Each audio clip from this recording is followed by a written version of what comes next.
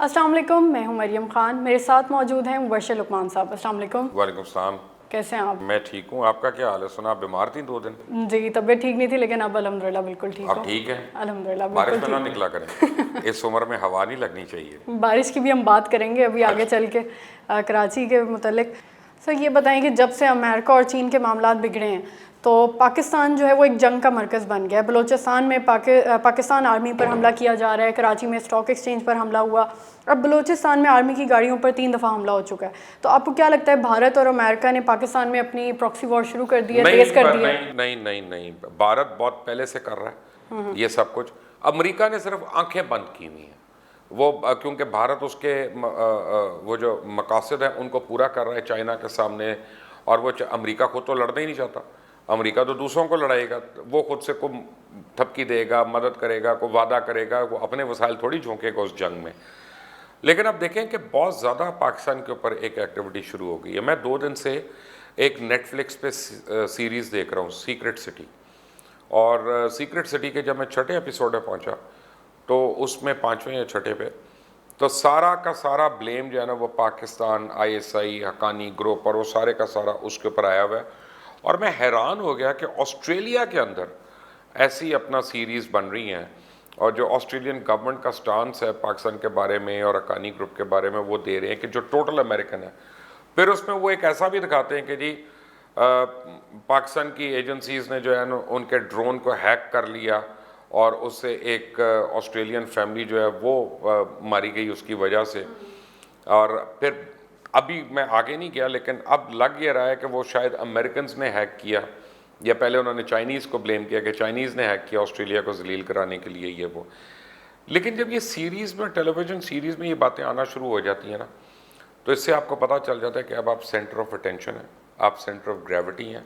और आप Star Trek में देखती थी फ्लिप फ़ोन होते थे, हेलो स्पार्क बीम में आप उस फ्लिप फ़ोन आ गया।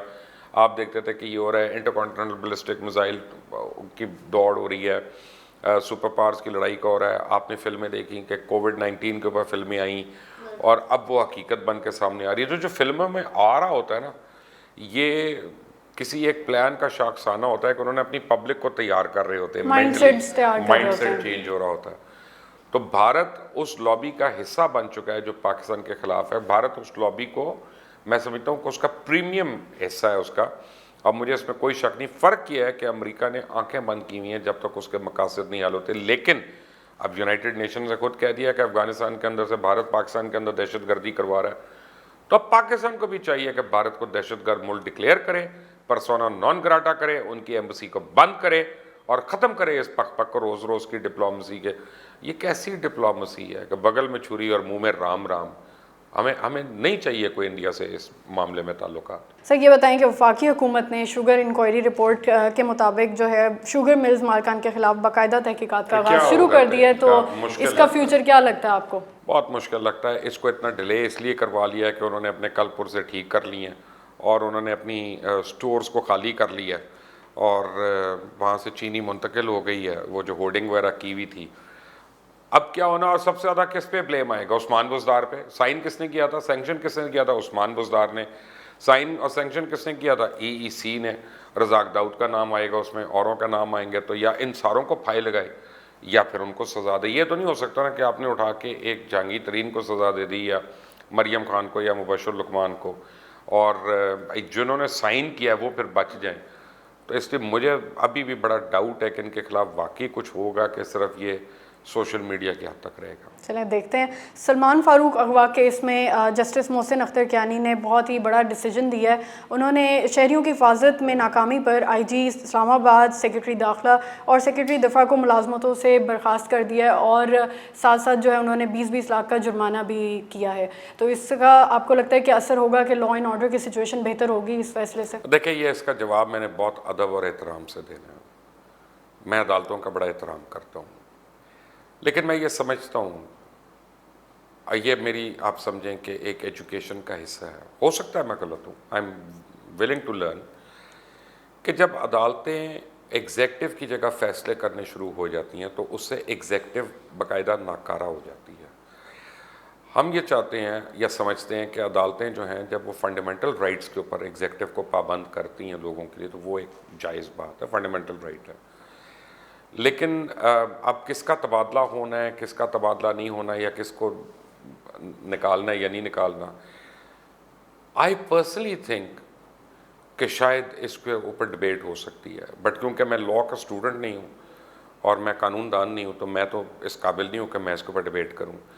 लेकिन मैं ये ज़रूर कहूँगा कि इससे हुकूमतों की कारकर्दगी जो है वो मज़ीद ख़राब होने की गुंजाइश ज़्यादा मौजूद होती है, क्योंकि फिर जितने ब्यूरोक्रेट्स हैं या पुलिस वाले वो वहाँ पे पोस्टिंग ही नहीं लेंगे। जब पोस्टिंग नहीं लेंगे तो वो डिलीवर नहीं कर सकेंगे और हो नहीं सकेगा। ऑर्डर्स नहीं लोगों के पास होंगे।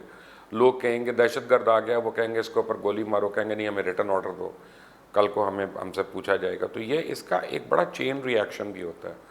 सो आई होप अदालत ने इन सारी चीज़ों को देखा होगा, फिर ही कुछ किया होगा। क्योंकि मैं इस केस को जानता नहीं हूँ, तो मैं उस केस के ऊपर मैं नहीं बात कर सकता। मैं जनरल एक बात कर रहा हूँ। हम बारिश की बात कर रहे थे, तो कराची में कल मूसलाधार बारिश हुई है और पानी हर जगह खड़ा हो गया और बहुत ज़्यादा मुश्किलात हुई हैं, हलाकतें भी हुई हैं। तो इसका ज़िम्मेदार कौन होगा? क्योंकि आज जो है कराची के जो मेयर हैं वसीम अख्तर, उन्होंने कहा है कि मेरे पास तो ना कचरा उठाने और ठिकाना लगाने की भी इख्तियारात नहीं है, तो फिर कौन ज़िम्मेदार है कराची का? मरियम भुट्टो जिंदा है? जी, अभी तक तो हम यही सुनते हैं, है ना जी। तो पर ठीक है, फिर मरने दे सारों को। अगर भुट्टो जिंदा है और अल्ताफ़ हुसैन की आग जिंदा है तो फिर मरने दे सारों को। अगर वसीम अख्तर जैसे मेयर, वो 2.5 साल से तो मैं यही सुन रहा हूँ कि मेरे पास इख्तियारात थी, तो भाई छोड़ दो तुम। तुम्हें किसी ने बंदूक की गोली यहाँ पे रख के कहा था कि तुम मेयर बनो और तुम कोई काम ना करो और जलील हो लोगों के हाथों? नहीं, खा रहे हैं दोनों हाथों से। सिंध गवर्नमेंट अलग खा रही है, लोकल गवर्नमेंट अलग खा रही है, वफाक को ब्लेम करी जा रही हैं खा खा के। और अब लोगों को पता चलना चाहिए। अच्छा है कि लोगों को अब एक्सपोज हो रहे हैं। पिछले साल जब अली जैदी ने कहा था कि मैं कूड़ा सफाई करता हूं, तो उस पर सारों ने कितना मजाक उड़ाया था। मुझे नहीं पता कि वो मुहिम अच्छी थी या बुरी थी, लेकिन एटलीस्ट किसी ने ओन तो किया ना कराची को। ये तो है ना, ये तो वो भी नहीं कर रहे, ये तो वो भी नहीं कर रहे। अब वसाइल की बात होनी है। मैं आपको बताऊं, आज आप 6 महीने के लिए मुस्तफ़ा कमाल को कराची का मेयर लगा दें इन्हीं वसाइल के साथ और देखें काम कैसे होता है। मैं 100% गारंटी कर रहा हूं आपको। यार, लोगों की तकलीफ जो है ना, वो मैं इसलिए इतने सख्त अल्फाज में बात कर रहा हूँ कि लोगों की तकलीफ नहीं देखी जा रही। मैं कल सईद गनी की फुटेज टीवी पे देख रहा था और मुझे बड़ा दुख हुआ कि एक तरफ फुटेज चल रही थी कि कराची में लोग किन मसाइल का शिकार है, दूसरी तरफ वो आसिफ अली जरदारी के लिए केक काट रहे हैं और खा रहे हैं, एक दूसरे को खिला रहे हैं। भाई अल्लाह ताला जरदारी साहब को लंबी ज़िंदगी दे, अल्लाह ताला उनको सेहत वाली ज़िंदगी दे, अल्लाह हर एक को दे सेहत वाली ज़िंदगी दे। मैं किसी के लिए बदुआ तो नहीं मैं कर सकता, लेकिन वो जो साथ अपना तड़प रहे हैं लोग, यार इन जिंदगियों का हमें क्या फ़ायदा जब वहाँ पे लोग ज़िंदगी की बाजी हार रहे हैं। और अभी जब ये पानी उतरेगा मरियम, तब असल मसला होना है। जी, बीमारियां कितनी फैलनी है। वो कुछ बीमारियां तो सियासी हैं वहाँ पे, दो टांगों वाले बहुत से जरासीम है वहाँ पे। लेकिन जब वो पानी उतरेगा तो उसके बाद क्या क्या होना है। मेरे जहाँ अहले कराची से, अच्छा दूसरा अहले कराची के साथ एक और बड़ी ज्यादती हो गई कि उन्होंने इस बार इलेक्शंस में पीटीआई को भरपूर अंदाज में वोट दिया। वो हर एक के लिए सरप्राइजिंग था। मेरा ख्याल है पीटीआई को नहीं यकीन था कि उनको इतना वोट मिल जाएगा वहाँ से। मेरे लिए तो था सरप्राइजिंग। मेरे ख्याल में तो कुछ और जमातें ज़्यादा वोट ले रही थी, लेकिन बहरहाल पीटीआई ने ले लिया। लेकिन उसके बावजूद पीटीआई जो है वो भी, उसने भी अपना काम सही नहीं किया। वो कम से कम अगर एक वर्किंग रिलेशनशिप रखती वहाँ की पार्टियों से, तो कम से कम अवाम के मसाइल तो हल होते हैं ना। सिर्फ हम ट्विटर पे या सोशल मीडिया पे एक दूसरे को बुरा कह रहे हैं। सियासत इसके अलावा क्या रह गई है? इसका बयान आया, उसका जवाबी बयान आ गया, उसका बयान आ गया, मेरा जवाबी बयान आ गया। यार ये कोई पॉलिटिक्स है खुदा के लिए? You should be answerable to people. एक लाइन चल रही है कराची के हवाले से कि कराची सबका, कराची का कोई नहीं। तो मेरे ख्याल से ये समझ कर देता है। एक्चुअली मैंने जो मुस्तफ़ा कमाल का नाम लिया, लोग मुस्तफ़ा कमाल से इंतहाई सियासी इख्तलाफ तो रख सकते हैं, लेकिन ये तो मानना पड़ेगा ना कि मुस्तफ़ा कमाल ने कराची का बेटा होने का हक अदा किया। और लाहौर और कराची में एक फ़र्क ज़रूर था जो बुज़दार साहब ने दूर कर दिया कि जो भी यहाँ पे वज़ीर आला आता था, जिस मर्ज़ी इलाके का होता था, वो लाहौर का ज़रूर ख्याल रखता था। उस्मान बुज़दार साहब जो है वो, अल्लाह उनको भी ज़िंदगी ही दे दे, मैं क्या कहूँ, उनके लिए भी दुआई कर सकता हूँ। लेकिन कराची को वाकई किसी ने ओन नहीं किया। एक आदमी ने ओन किया, उसने 4 साल में सारा फ़र्क दिखा दिया। कॉरिडोर 1, कॉरिडोर 2, ये वो, पुल, चुरंगी, कचरा, कूड़ा, सफाई, पानी, टैंकर माफिया से निजात, सब कुछ उसने करके दिखा दिया। इसका मतलब है डूएबल है ना, अनगवर्नेबल तो नहीं है ना। सर आपका बहुत बहुत शुक्रिया।